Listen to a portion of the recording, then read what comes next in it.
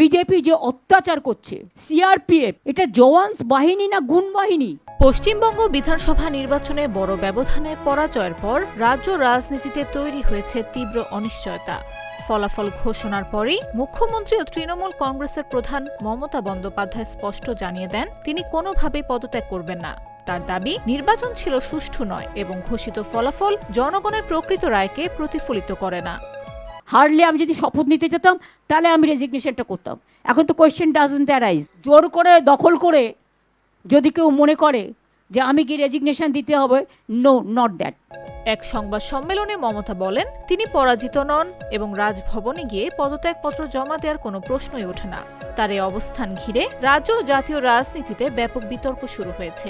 প্রতিদ্বন্দ্বী দল বিজেপি বিজয়ের পর এই মন্তব্য পরিস্থিতিকে আরও জটিল করে তুলেছে। নির্বাচন প্রক্রিয়া নিয়ে অভিযোগ তুলে মমতা বন্দ্যোপাধ্যায় কেন্দ্রীয় সরকারের বিরুদ্ধে সরাসরি হস্তক্ষেপের অভিযোগ আনেন। তিনি প্রধানমন্ত্রী নরেন্দ্র মোদী ও স্বরাষ্ট্রমন্ত্রী অমিত শাহর বিরুদ্ধে প্রভাব খাটানোর অভিযোগ করেন। একই সঙ্গে নির্বাচন কমিশনের ভূমিকা নিয়েও প্রশ্ন তোলা হয়। দলের পক্ষ থেকে কমিশনের প্রধান গণেশ কুমারের বিরুদ্ধে পক্ষপাতের অভিযোগও আনা হয়েছে। সংবিধান অনুযায়ী মুখ্যমন্ত্রী রাজ্যপাল কর্তৃক নিয়োগপ্রাপ্ত হলেও তার ক্ষমতা বিধানসভার সংখ্যাগরিষ্ঠতার উপর নির্ভরশীল। যদি আস্থা হারান তাহলে সরকার টিকে থাকতে পারে না। এমন পরিস্থিতিতে সাধারণ আস্থা ভোট, নতুন সরকার গঠন বা রাষ্ট্রপতি শাসনের পথ খোলা থাকে।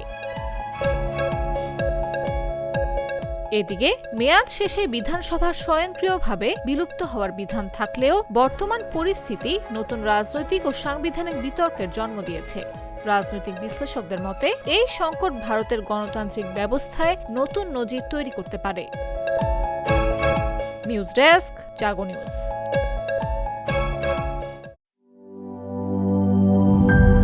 গ্লিটারের টুইন লেমন ও অ্যান্টিব্যাকটেরিয়াল ফর্মুলা বাসনকে চকচকে জীবাণুমুক্ত করে আমাদের দেয় গ্লিটার গ্যারান্টি।